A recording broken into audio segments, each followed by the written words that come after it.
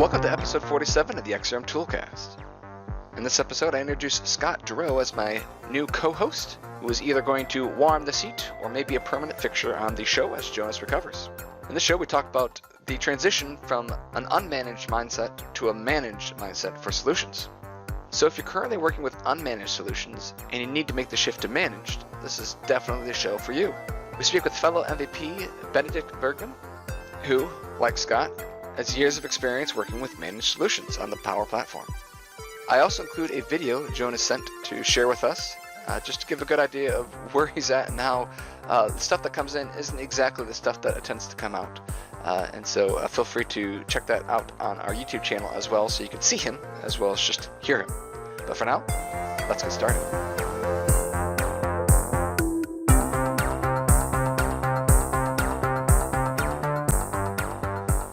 Hello and welcome to another episode of the XRM Toolcast with me, your host, Daryl, always raising the bar, and our brand new, this may be a contract for hire, this may be a permanent fill-in. For now, at least, it's the best bench warmer we've got. Scott doesn't even have a workbench to row, was the Twitter suggestion for a nickname there. So, Scott, thanks for offering to come in and at the very least fill in for Jonas, but at the worst stick around for the whole time. Who knows? So Scott, thanks for agreeing to co-host with me for the foreseeable future. And thanks for asking me, Daryl. It's cool to be here. Yeah. Obviously wishing Jonas a speedy recovery, and he can take his time, so I can enjoy. Yes, he can take his time. So you and our guest today won't hear it, but I will put in a video right after I give the update on Jonas here. But basically, he's had another conversation with him. He's wanted just to give kind of updates on where he's at. He can bring in everything and understand everything coming in, but when stuff coming out just doesn't quite work right. He even had times of the day, like right when he gets up in the morning, he says he's got like 10 minutes that he could talk with his wife and have like a normal conversation, and things go well. And then they kind of hit a wall, like his brain gets tired of something, and it goes into this more gibberish, more coming in and out, and that kind of stuff. So yeah, it's kind of interesting. He's still got his humor about it, and it comes off in the video pretty well. Although when I talked to him at the beginning of our conversation, it was going very well. Huge improvement over the last time I talked to him. And then after the first 2 or 3 minutes, it got noticeably a little more difficult for him to get his ideas out and to be able to do that. So, yep. So, so he's recovering. I'm seeing improvements. I hope to continue to do that. And if you are listening to this on a podcast of some sort, software, we do have the actual video. You'll hear the audio, but I'll play the actual video on YouTube. So we're on YouTube now as well. So you can search for us on there, XM Toolcast. And yeah, so here's Jonas, Jonas's message for us all. So, hi. Me being off the set, being off I'm being off for a while. Sorry about that. And super super fine, good to see.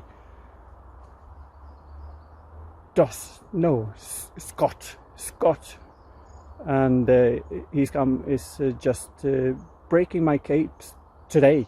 I realize I can now have 3 or 5 hours or so before I broke from this. No one will miss me. They will have Scott, the greatest new card, the greatest good cats. Yeah. Jonas, thanks for that.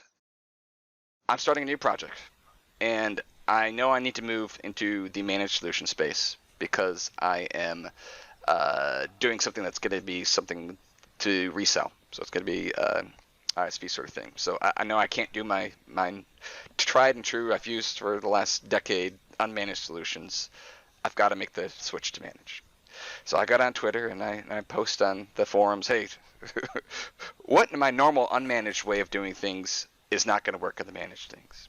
And pinged Scott, and he answered very well. But our guest in here, another MVP, Benedikt Bergmann, also came and provided his knowledge as well. So I am bringing both of these people who arguably are the most knowledgeable and expert MVPs in the world to talk about this subject. There may be some others that can talk about as well, and we're not going to focus on the why, more of how to do the transition and how to make sure you don't shoot yourself in the foot by doing something that you normally would do in an unmanaged way that you would be doing in a managed way. And we'll get into some ALM stuff as well. So Benedikt, welcome. Thanks for joining us. Yeah, thanks for having me. I will just introduce myself a bit. So I'm Benedikt Bergmann, living in Sweden, working for same Konsulterna there, and business applications MVP since January, so rather new. Yep, and you were on the podcast two, 3 episodes ago when we talked about Jonas to begin with. So yep, so you are on a repeat. Although there's so many other people on there, you didn't really get a chance to talk a whole lot as well. So welcome back to that. So unmanaged. I'll start off with saying what my initial thought was, or my initial feeling of how do I do unmanaged, right? So for the last 11 years, 10 years, whatever it's been, I've always gone through and we've got whatever we want to have in our development environment.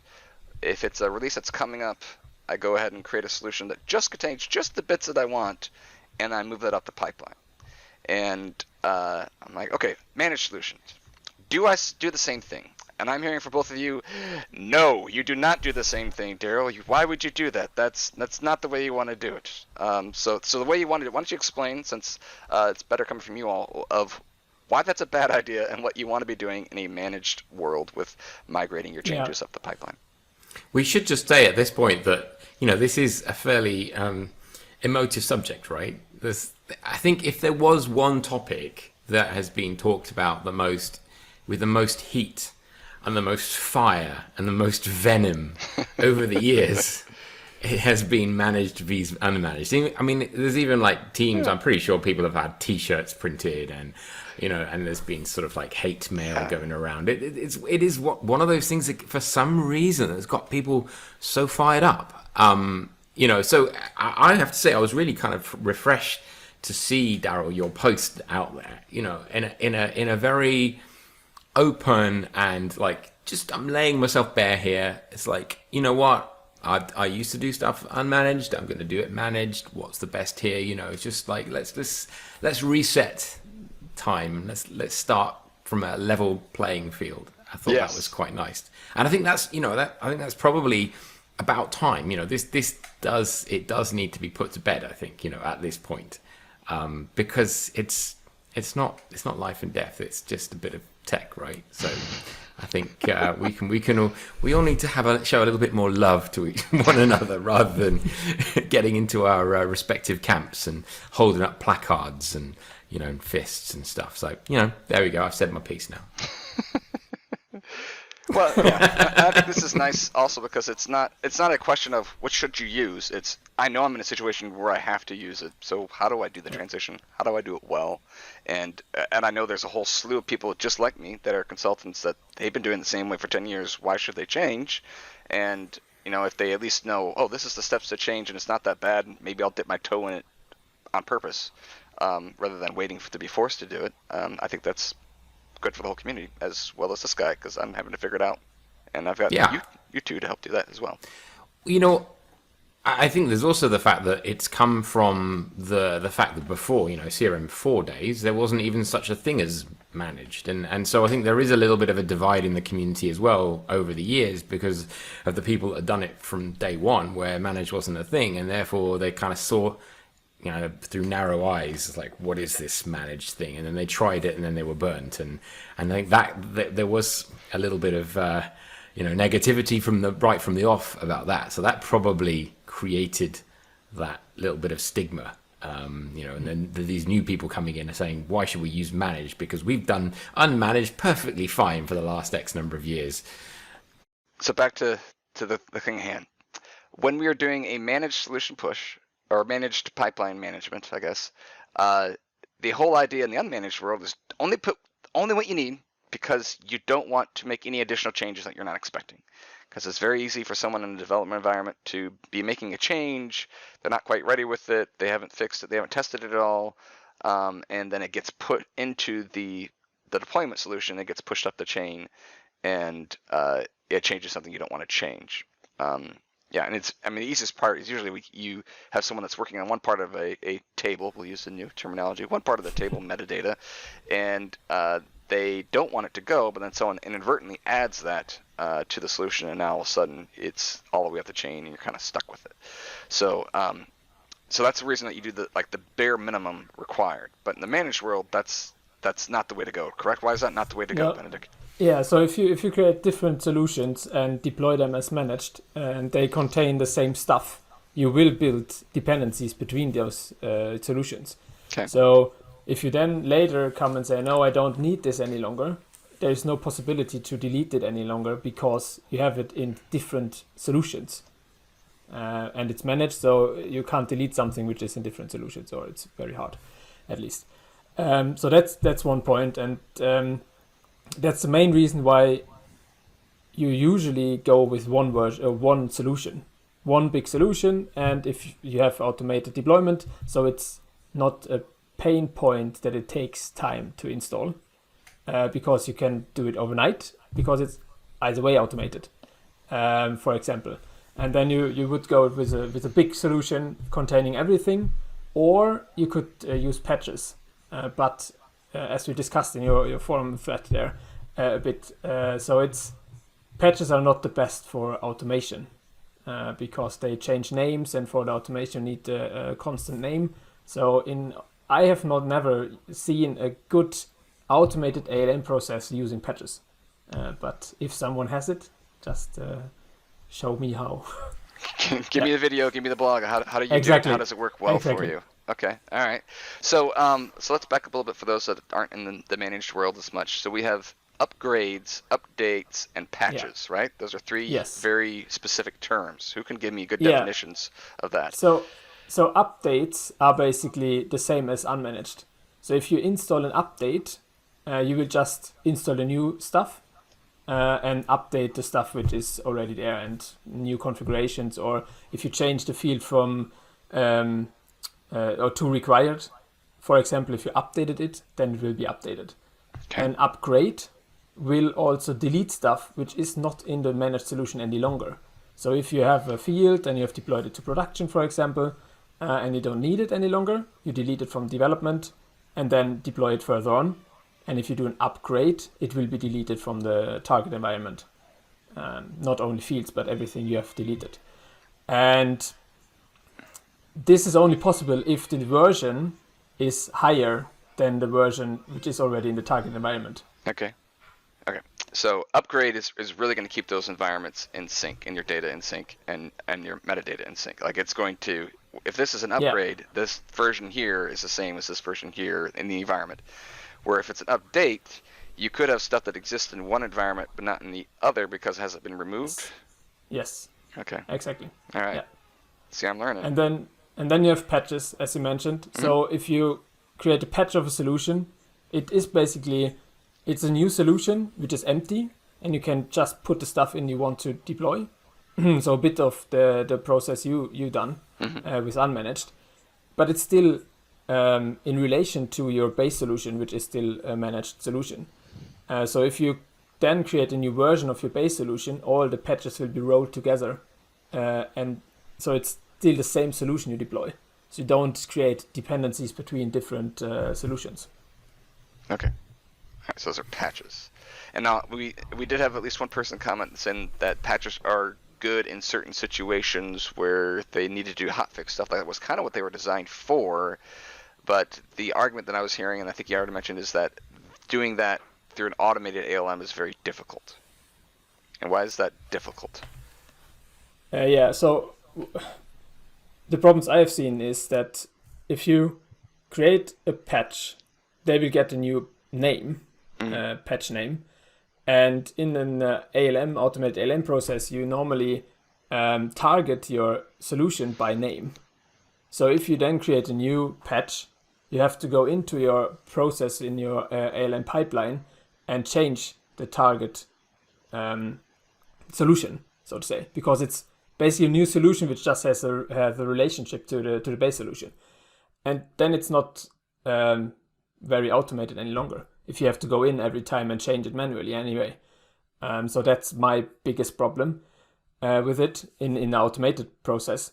Another problem I had or have is, let's say we have deployed version 1 to production, and then we go further on and develop stuff, and maybe have deployed version 1.1 to test. If you now create a patch to fix something in production, it's based on the base solution 1.1, and you're unable to deploy it to production because the base solution versions are different. So if you want to deploy a patch, you only get patched to your base solution version that you're yes, patching. So if you the somehow have a versions have different to version match. in prod, you can't install it then. Yes, exactly. Okay. So the versions have to match between those. For sure, you can go back in versions now with the Maker portal, but still it's a bit, weird. And then so when we use patches, it's mainly manual process. So let's say we are in version 1.1 and then we see some error or some bug. We have to fix it, so we will fix it and deploy a patch manually, but not in our automated process. And we usually have an own hotfix environment, which is always the same version as production, to be able to do patches. Okay. So another unmanaged environment, which is always the same version as production. Okay. So in that other unmanaged, you have all unmanaged in that environment. Yes. And there's So no we have managed solutions in that one. So it looks like dev, only it has just prod stuff in it. Exactly. Okay. Exactly. So it's like a dev, but just the version that is currently in prod. And that's for your hotfix kind of stuff. Do you have something like that, Scott, that you use, or what's your environment set up for your typical projects? Well, it rather depends on the complexity of the solution, I think. And, Okay. One of the challenges with all of this is that there really isn't this kind of a one-size-fits-all. It very much depends on if you're producing something like an ISV solution that's going to be deployed in multiple layers, or if you're just doing a single implementation, for a particular use. I think all of the kind of things that Benedikt you were just talking about there. If you look at the first-party apps, I think that's a really good place to start with all of this, because all the different scenarios you talked about, you can kind of see in motion there. And in fact, when any new functionality comes out, I always look to the first-party apps to see how they're used. So, like for example, when flows, Cloud Flows, obviously as they are now in Power Automate, came out, it's like, okay, well, how are they being used in the first-party apps? How many are there, and how are they managing getting them to be turned on and managing connection references and whatnot? So, I think that if you look at that first-party apps, you've got some of them are really simple. You've got a very simple deployment of a very small solution, and some of them are much larger. Some of them kind of get patches installed, and then over time you see those patches rolled up as an upgrade happens. And so I think with all of this stuff, it's really about the lifetime of your solution. That's where all these different things are used, is how you change. Now, if you're just simply doing changes to, just adding a few things and adding new entities and changing views and forms and rolling out apps, that kind of stuff, then a lot of that complexity just isn't needed. And I think that's one of the challenges that comes with managed solution. There's all this baggage, all these different types of deployment, whereas people that come from the unmanaged camp, they're just used to a single solution type. And so the kind of scenarios you were just talking about, Benedikt, I think that's what scares people off. It's like, well, why do I need to worry about whether or not I'm doing this or that? Or, I just want to deploy the changes that I've made. And so that's where I try and keep it. I try and keep it absolutely as simple as possible, as wherever I can. I try and keep it single solution, and I don't use patches. I mostly don't do upgrades. I will just simply keep that single managed solution just going rolled out. And even with ALM, Benedikt, you were talking about ALM. I mean, I'm interested in your opinion on the ALM side of things, because I do hear people say, well, in order to use managed solutions correctly, you have to have an healthy ALM. do you think you have to have an ALM with automated deployments with managed solutions, or is there scope? Do they work okay with manually deploying? Because you were talking about manually deploying patches, right? Yeah. So I think you always should have an ALM process, but I think the managed solution also work if you handle them manually, if you know what you're doing. If you have a process, even if it's manual, but you know how to deploy them and how to handle them, then they are working manually in the same way, I would say. Yeah. Yeah. So ALM isn't really a must-have. It's just No. it helps with the deployment process. And I mean, in fact, even if you were doing unmanaged deployments, ALM would help, right? You know, Sure. it's going to solve you the same kind of challenges. They're like, okay, I want things to be repeatable. I don't want to have to sit and wait for an install complete. I just get an email when the pipelines run. Yeah, for sure. The problem is that if you're doing it manually, you have different steps. It depends on how big your solution and your implementation is, for sure. But you always, or normally, you have different steps because you're not only deploying Dynamics, or Dataverse. You also deploy like other applications around it, or some batch jobs or whatever. So you have to do different stuff in order to get your deployment through. And if you do it manually, you always have some stuff that could go wrong. And if it's automated, then always the same steps will be executed in the right order, in the same order. So you minimize your possible problems. But it doesn't matter if it's unmanaged or managed, I would say, as you mentioned.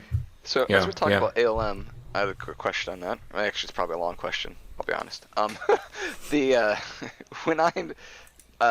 So in my unmanaged state, I'd have my solution that's the Q1 release, and people would put stuff in there as it's ready to go. So they might work in their own solution for the changes that they have. When they're ready, they just merge they add those changes to the Q1 release. And I like to have a daily process that goes and exports out that release and extracts it and checks that into source control, so that I can see throughout the days what's changing, what are we including. Oh, someone added the entire entity to the solution. I don't want that. Let me remove that, and that kind of stuff. And then I can keep track of what's changing and make sure that I don't have that in there. In a managed world, if we've got one big solution, do you do the same thing for that, where you are continually exporting that out and seeing and having some sort of history of, oh, well, yesterday this person made a change over it, this person's changed, let's go ahead and roll that back. Do you do that at all? Do you need to do that at all? What's the feeling on that? Yeah, so as Scott wrote in one of his recent blog posts, I think source control should be the source of everything. Okay. So I agree with that. So usually in the projects I am in, we have a process that exports from development as unmanaged and unzips the file and puts it into source control. So you have your all your changes since the last export in your commit there. And you're doing that daily then, on a schedule, or? Yeah, it depends. So in some projects we do it every night, Okay. every 12 hours, or when it's needed. Okay. Yeah. So you kick it off mainly when it's needed. Yeah. Okay. All right. And Scott, do you do the same thing? Similar, but it really depends, I think, on what kind of people are doing the customizations. If you've got people doing low code kind of customizations, then you're likely going to want to have some scheduled process where you can run a pipeline on it, and it will just extract it into source control.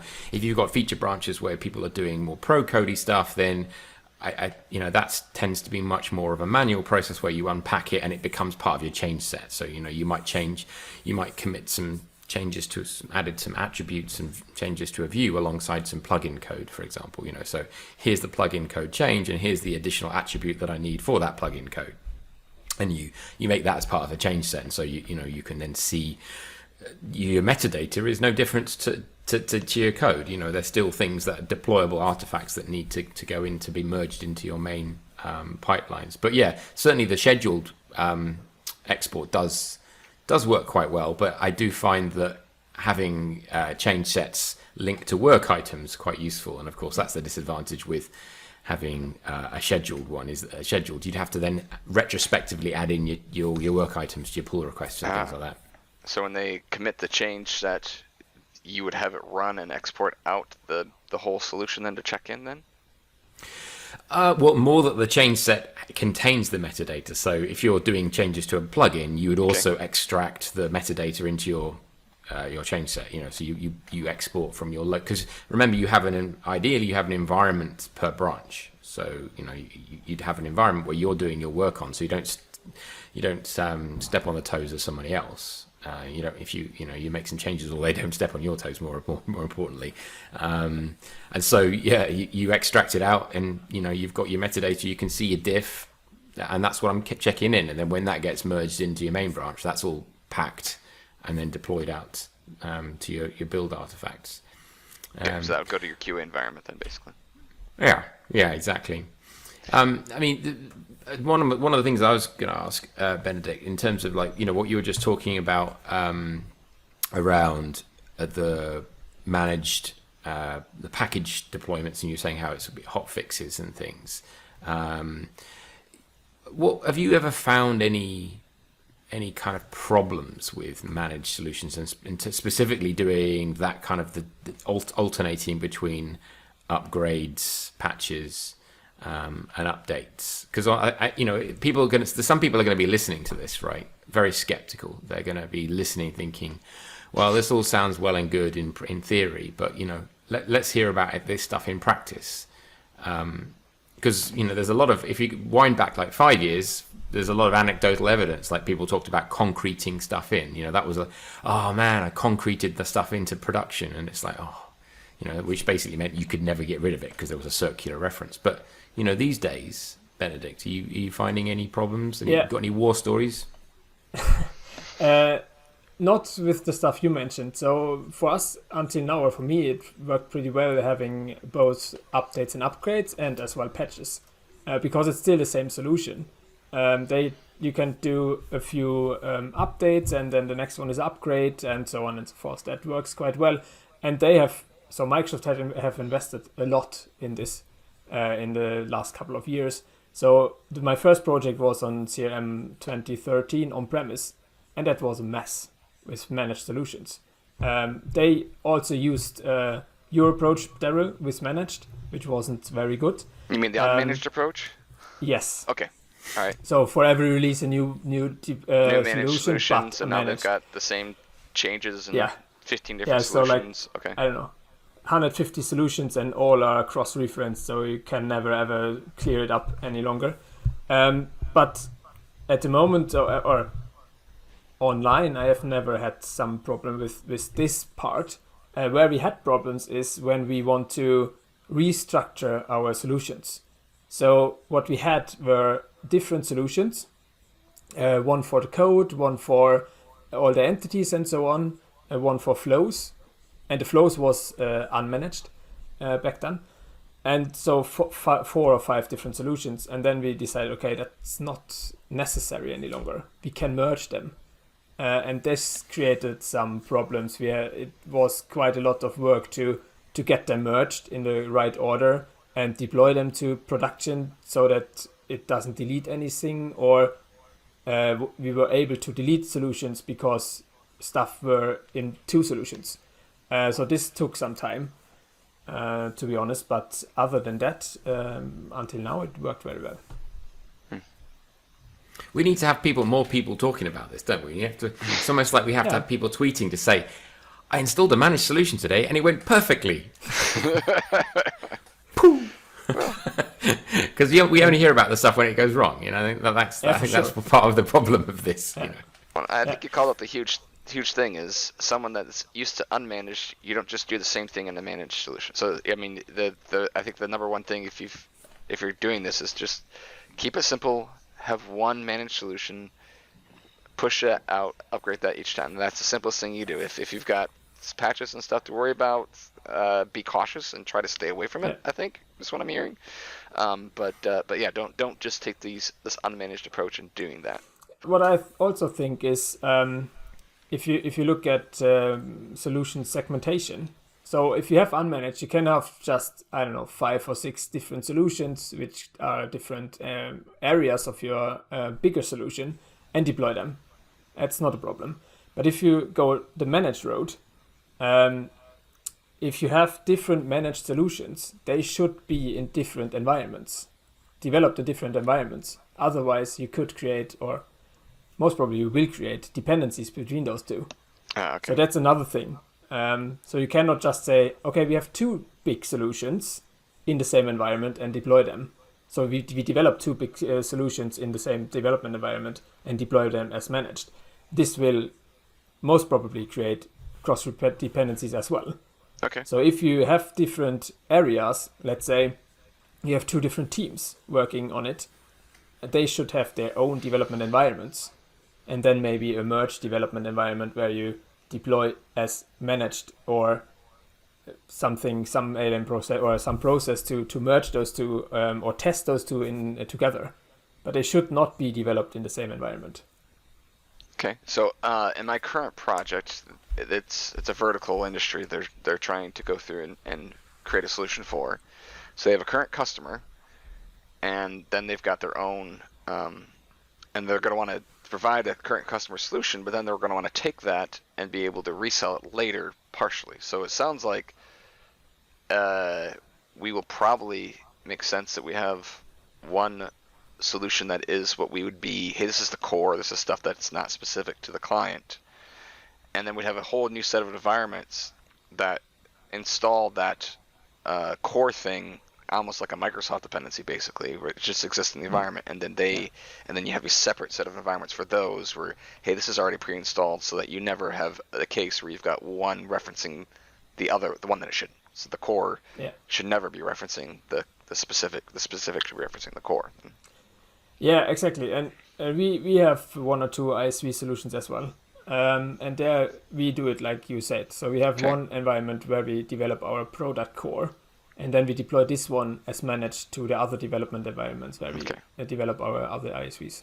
Okay. Yeah. All right. So that would be the only case where you would have a development environment that has managed in it, because it's not what you're developing for. It's a dependency you're taking. You're not making changes to that managed one. Yeah. I did have one client that they had some process where they took their managed solution and they put that in all their dev environments that they had developers working in, and then they'd make unmanaged changes and have the unmanaged solution, and then they'd merge that into another, their actual like build environment, their like gold environment, that then they'd actually, that was completely unmanaged in that one. Is that something that makes sense, or has anyone heard of? Or I hadn't heard of it before, and they said it was working well, I just hadn't thought of it before. But then they are creating one big solution again, or? Yeah. Because so if they build... Yeah, so each developer had their own environment, basically, and they'd have the managed solution in that environment, and they'd make changes in unmanaged, and then they'd export that and import that into another environment that had just unmanaged, it didn't have the managed, and they'd rebuild the managed solution from that. Isn't that more like your approach, Scott, having feature branches?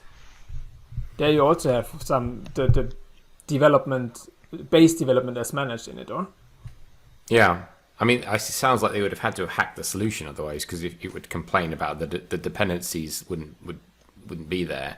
The solution dependencies wouldn't be there, because if you haven't got the managed solution in the environment they're importing those customizations into, they wouldn't let you import it.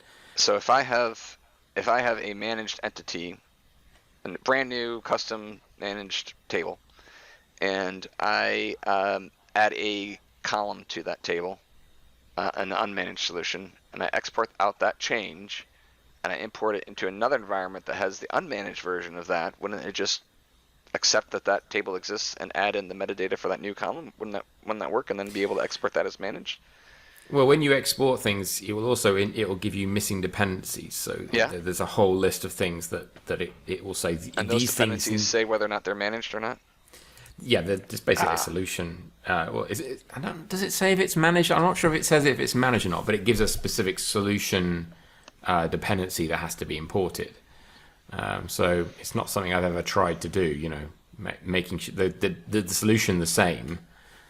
But I think it should work, because the dependencies you have in your development environment, because you export it from there, and then you've just added unmanaged stuff.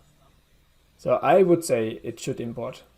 Yeah, it's quite an unusual way of working, though. Yes. I'd say. I mean, it's certainly not what I do with the solution in feature branches, because really all that is, it's nothing to do with the feature branches. There's nothing to do with managed or unmanaged, because it's all unmanaged.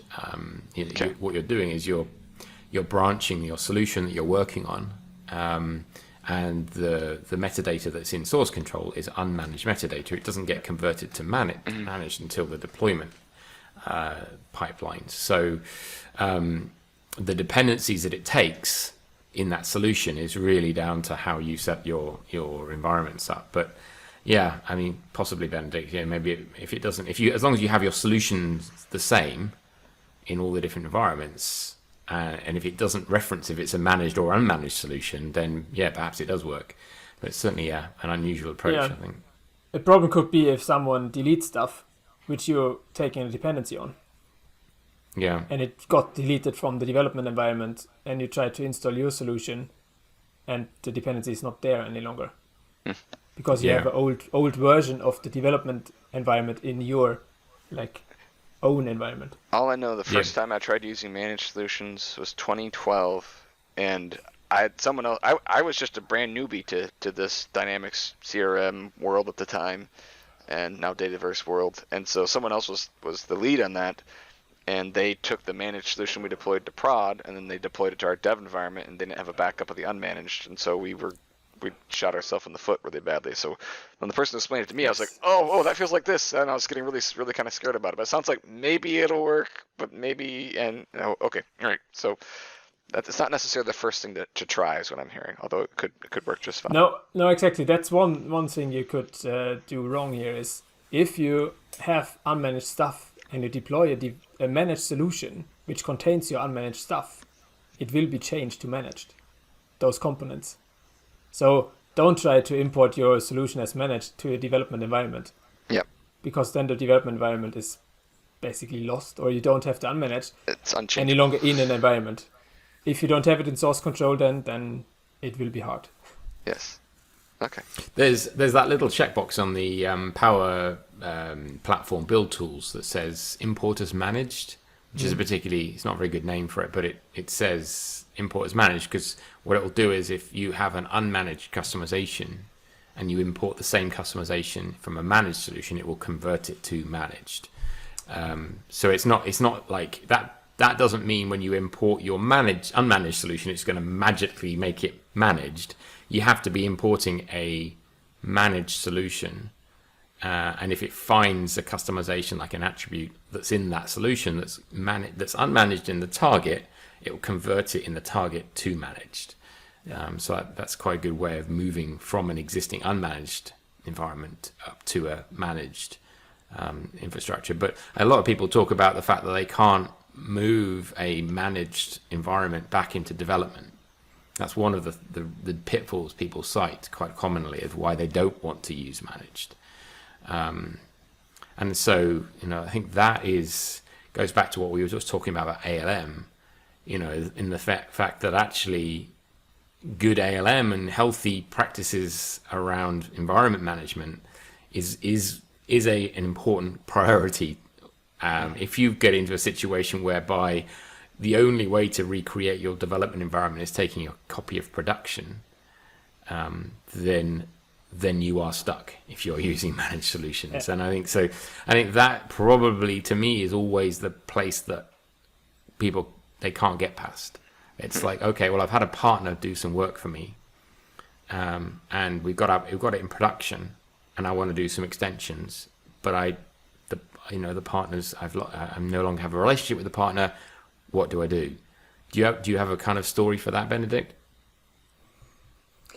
No, actually, we haven't had this problem yet, or I haven't had it.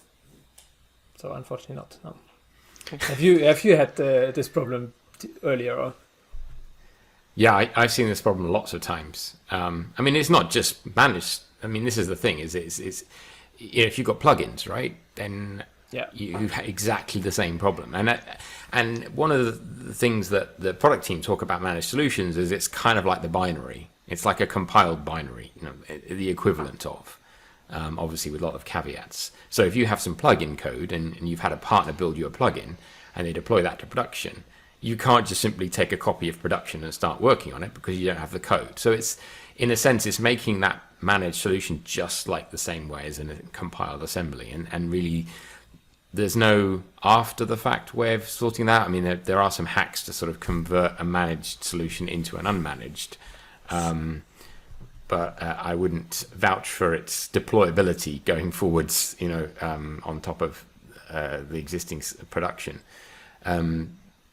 So I think it really comes down to the fact that any relationship with a partner has to take into consideration the future longevity of that solution. How do you make sure that you've got a code repository that you've got everyone's got access to, that's got your unmanaged solution inside alongside your C# code or your Java TypeScript code.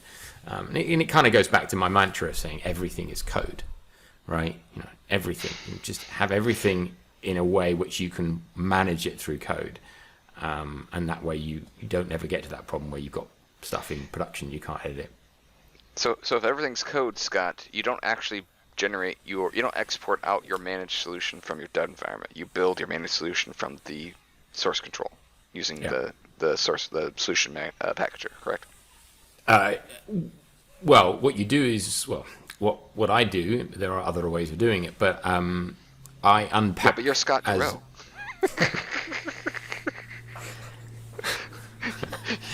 Yeah. Okay. Yes, I am Scott Giroux. Yes, correct. But terms and conditions apply.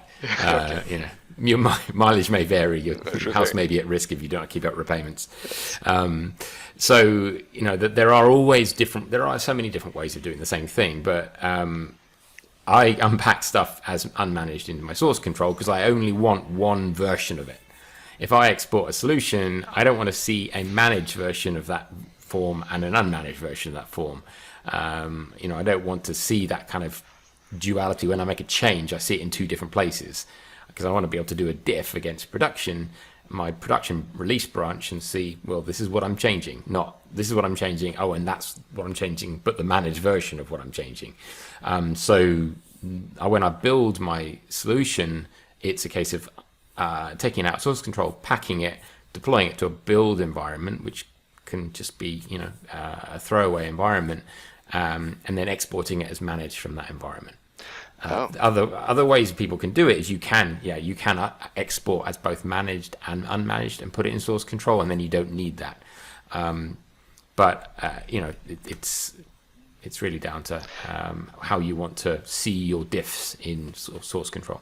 So you actually deploy the unmanaged to another environment and then export out of that environment the managed bits. Yeah. Is that exactly going to be different than using the package tool to actually just create a managed solution then from the bits? It can't create if you have unmanaged in source control.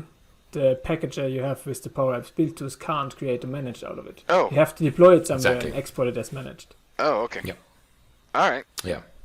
Unless you unpack it as managed and unmanaged, if you because there is a switch that says both. If you select both, it will give you two versions of your solution in source control. And then, if I want to, I'm assuming at some point in time, you usually do have to go and say, okay, we added this label in this one, we don't want it in this one. I'm going to just remove that little managed thing in this thing for the build for some production hotfix issue. And then at that point in time, you have to do it twice, both for the unmanaged and the managed, which means that if you don't do it perfect in both, you're going to have different versions, and then you're really, really having issues. Well, Benedikt and I have talked about this at length, this whole kind of problem, which I think you're just alluding to, Daryl, the fact that obviously if you're doing a build server, and you are deploying a unmanaged, one of the downsides of unmanaged is that if you have got something removed from your solution, it's not going to be removing it from your build server. So in an ideal world, your build server is throwaway. In an ideal world, your build server really could be stood up every single time you do a build. But in practicalities, that's not particularly good because the process takes a long time and you want it to be a fairly quick process. There's also some challenges about the dependencies. So yeah, if you are regularly removing things from your solution, then you're going to have to reset your build environment. Okay. But one of the things I do find quite nice about having a build environment is also you get all the latest first-party dependencies. So you know that you've got an environment that's relatively refreshed and relatively updated with all the latest changes. So you know that when you're exporting it as managed, you're taking it from a fresh environment that it's not going to be stale. It's not going to have really old dependencies on the first party apps and things like that. But I think that in an ideal world we would have no difference between the unpacked solution. In an ideal world, we would export into source control, and it's exactly as you said, Daryl.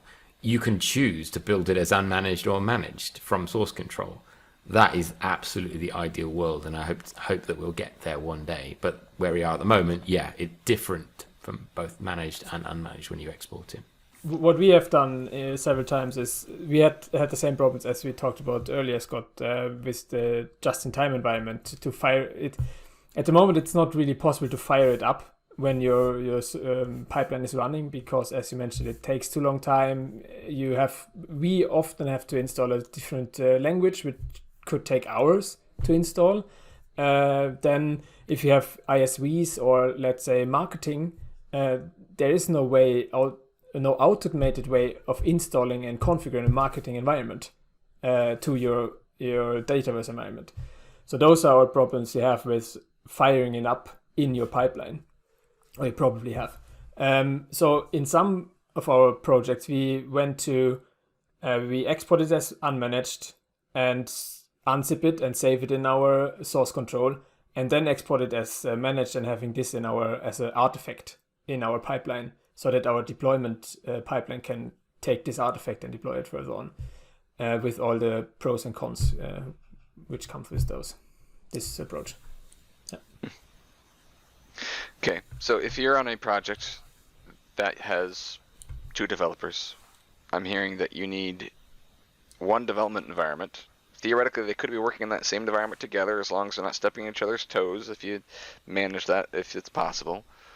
But then you need a build environment. You could create one on the fly, but that's really hard to do today and slow, and maybe you're better off just having one that you recreate once a quarter or something like that, just to make sure you've flushed everything out and everything's clean, and you have the latest version of Microsoft's whatever on that. And then after that you can have a QA, and if you need a stage, you need a prod. Like, that's kind of the bare minimum that you're looking to have a healthy ALM process for managed solutions. I would say so, yes. Yeah. I would say everything except for, I would always, if you can possibly go for it, have separate environments if you've got 2 developers, because it makes it so much easier to manage the things that you're doing. You are creating basically an environment that you can do whatever you like in without affecting someone else.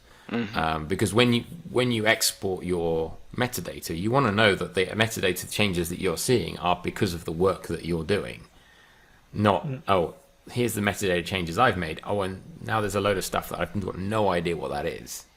Because you're going to get those in the one solution environment, aren't yes you? Exactly. You're going to see everyone's stuff, so you have to then go and start to pick out to make your change set only contain the stuff that you want it to contain.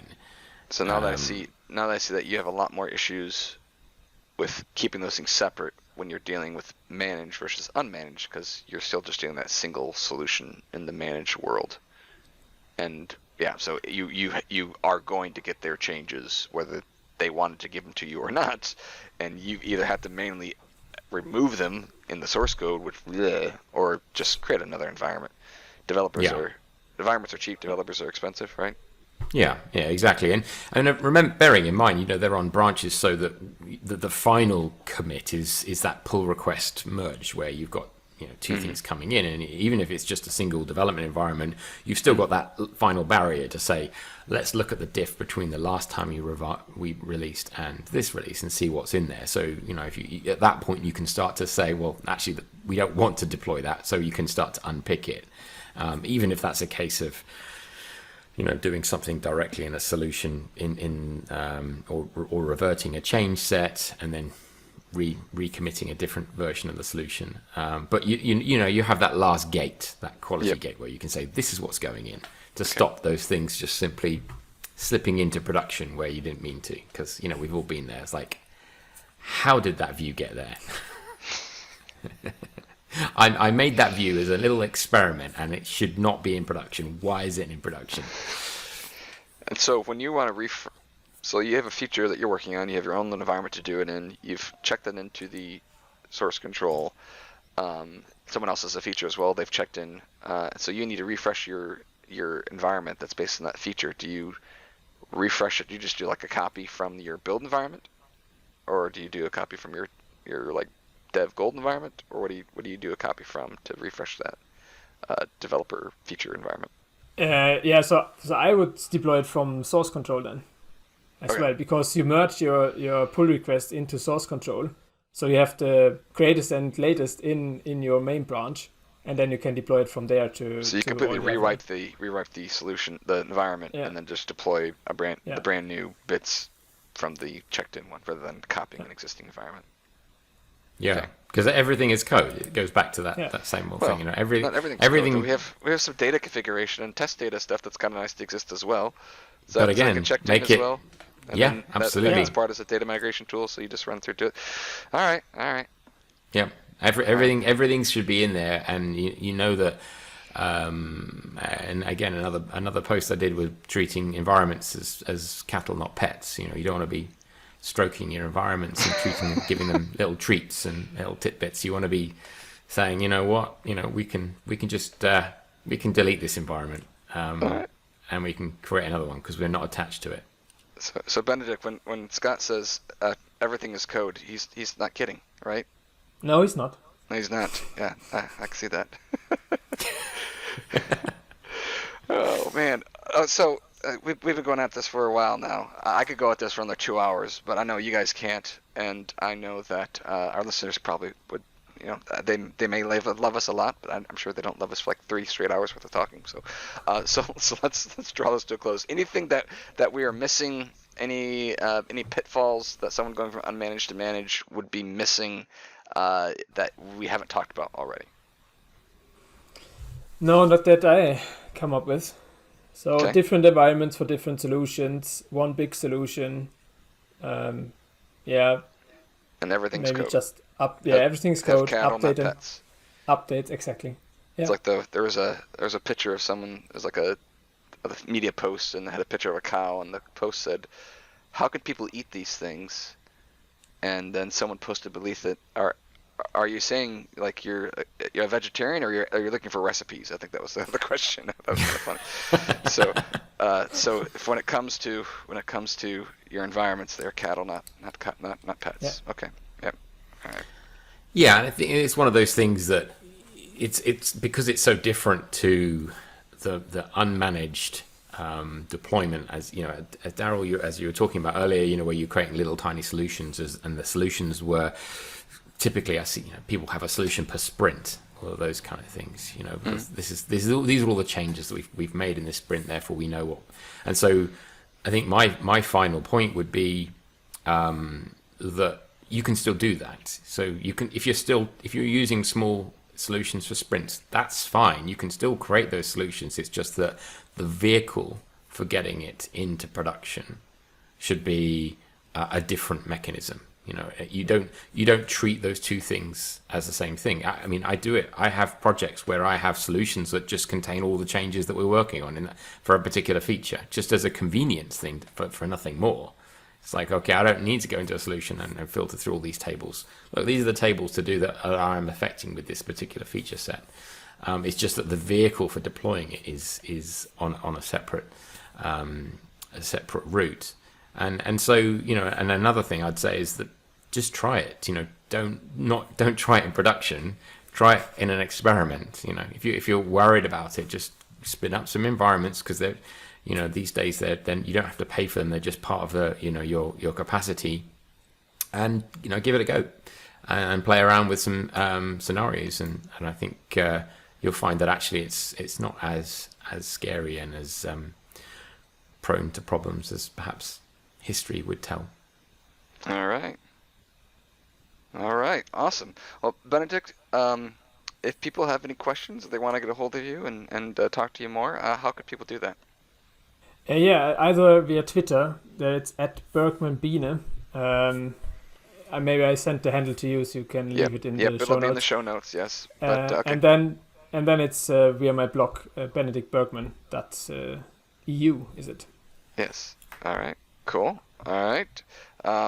Side note, Benedikt's email is the first one that he gave me email address that was xrmtoolcast and then his domain, which was kind of fun. That way, I was like, man, he's going all out. I didn't even have an XRM Toolcast email for my domain. Are you expecting to get spammed by us? We're like selling your email address to people. Yeah, that's what it's maybe. You never know.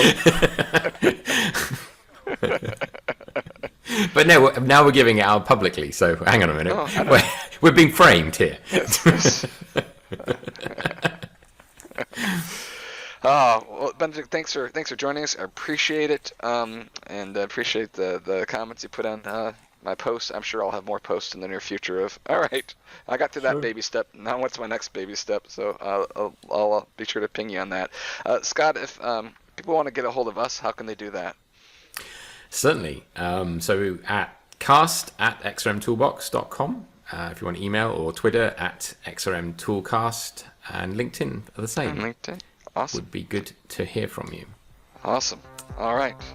Well, have a good one, everyone. Good talking to you. Thanks. Bye-bye. Thanks. Thanks, Bye. Benedikt.